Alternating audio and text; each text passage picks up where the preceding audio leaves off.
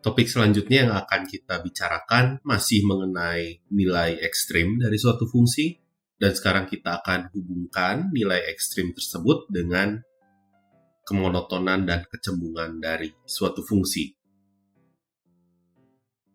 Di sini kita akan membicarakan tentang teorema uji turunan pertama terlebih dahulu. Di sini kita punya beberapa ilustrasinya dari suatu cuplikan grafik fungsi. Pada gambar kiri kita bisa lihat kita punya nilai ekstrimnya ada di bagian yang puncak. Di sini puncak yang di titik pojok ini. Namun kita bisa lihat di bagian kirinya fungsi tersebut sedang naik, namun di bagian kanannya fungsi tersebut sedang turun. Nah, di sini kita bisa lihat apabila turunan pertama dari fungsi tersebut di sebelah kiri titik kritisnya itu positif, artinya dia sedang naik. Dan turunan pertama fungsi tersebut di sebelah kanan titik kritisnya dia sedang turun, maksudnya turunan pertamanya berarti negatif. Maka dari itu titik kritis tersebut merupakan titik maksimum. Namun di sini kita bisa menentukannya hanya secara lokal. Jadi kita sebut dia sebagai titik dicapainya nilai maksimum lokal. Hal serupa bisa kita lihat untuk gambar di tengah. Jadi di sini kita bisa lihat titik kritisnya ada di tengah, di sini berupa titik stasioner. Dan kita bisa lihat di bagian kirinya, di sini sedang turun grafiknya, lalu di bagian kanannya dia sedang naik. Maka dari itu ini kebalikannya. Jika turunan pertamanya di sebelah kiri titik kritisnya dia negatif dan turunan pertamanya di sebelah kanan titik kritisnya itu positif, maka titik kritis yang kita punya ini merupakan titik dicapainya nilai minimum lokal. Dan apa yang terjadi jika turunan pertama di sebelah kiri dan di sebelah kanan titik kritisnya sama tandanya? Nah, kita bisa lihat contohnya di bagian kanan, di sini, di bagian kanan ilustrasi, bahwa yang kita peroleh titik kritis tersebut bukan merupakan titik ekstrim. Dan ada dua ilustrasi lagi di sini, ilustrasi ketika titik kritis yang kita peroleh merupakan titik ujung selang. Nah, jika kita punya titik ujung selang kiri, misalkan, yang kita lihat di gambar paling kiri di bawah, jika kita punya turunannya ternyata negatif, berarti dia turun, artinya titik ujung selang kiri kita merupakan titik maksimum lokal. Tentunya kebalikannya juga berlaku ya. Di sini dicontohkannya untuk titik ujung kanan, di sini sekarang juga dia turunannya di sebelah kirinya itu positif. Dia jadi maksimum lokal ya di sini.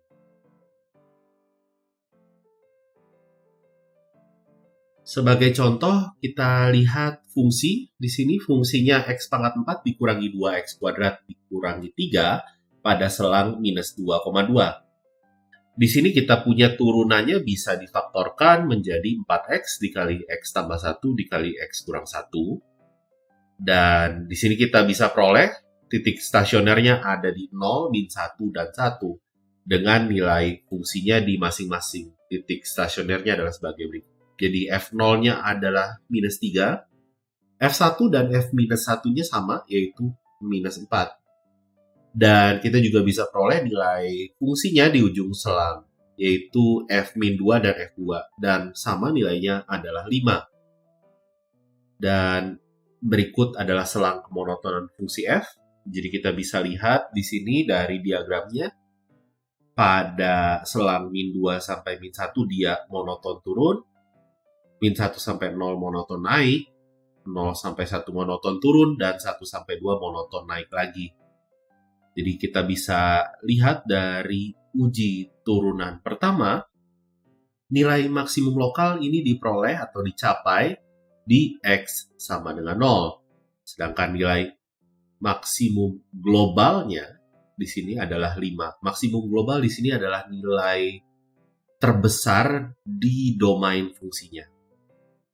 Dan minimum globalnya di sini adalah minus 4.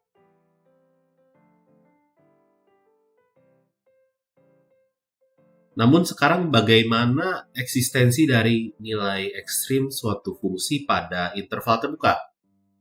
Di sebelum-sebelumnya, kita bisa jamin nilai ekstrim fungsi selalu ada pada interval tertutup apabila f-nya kontinu.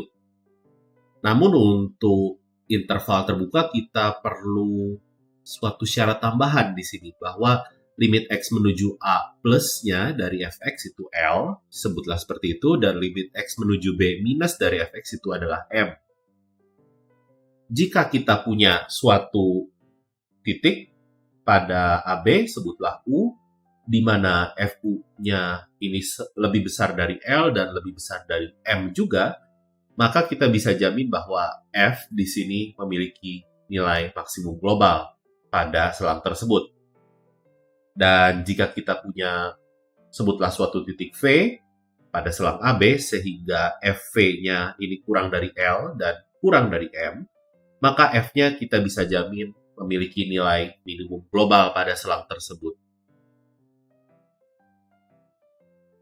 Sebagai contoh, kita punya fungsi X ditambah 4 dibagi X pada selang 0 sampai tak hingga.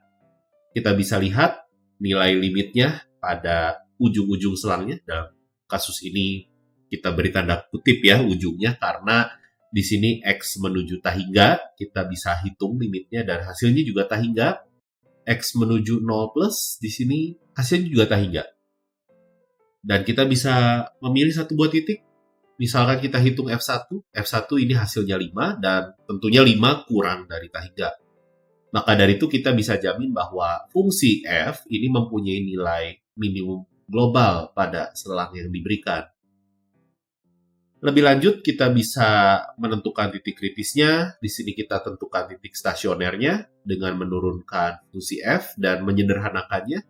Kita punya dia hasilnya adalah X min 2 dikali X plus 2, seluruhnya dibagi dengan X kuadrat. Maka dari itu titik kritisnya dalam kasus ini hanya titik stasioner saja, yaitu X-nya sama dengan 2. Sehingga nilai minimum globalnya adalah F2, yang melainkan dia adalah 4 ya hasilnya. Tentunya kita juga mempunyai teorema yang melibatkan kecembungan fungsi.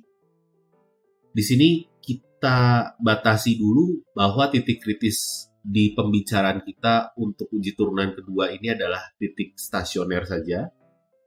Dan apabila turunan keduanya negatif di X0, X0 ini adalah titik stasioner, maka kita bisa ketahui bahwa dia adalah fungsi yang di sini cembung ke atas ya, cembung ke atas.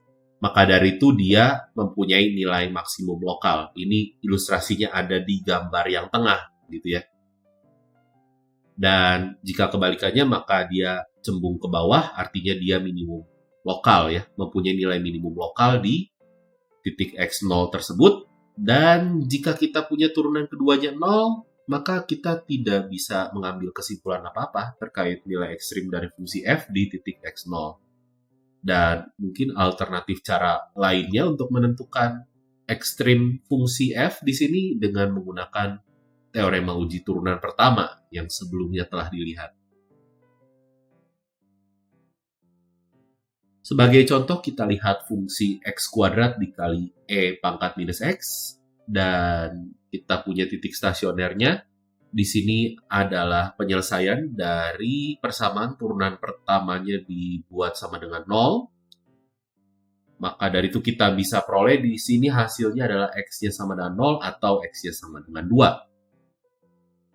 Dan lebih lanjut lagi kita bisa menghitung turunan keduanya sekali lagi dengan menggunakan aturan hasil kali atau aturan perkalian. Dan kita bisa hitung nilainya, nilai turunan kedua ini di titik-titik stasioner yang sudah kita peroleh. Untuk f double aksen 0, kita punya hasilnya 2, yaitu nilai positif.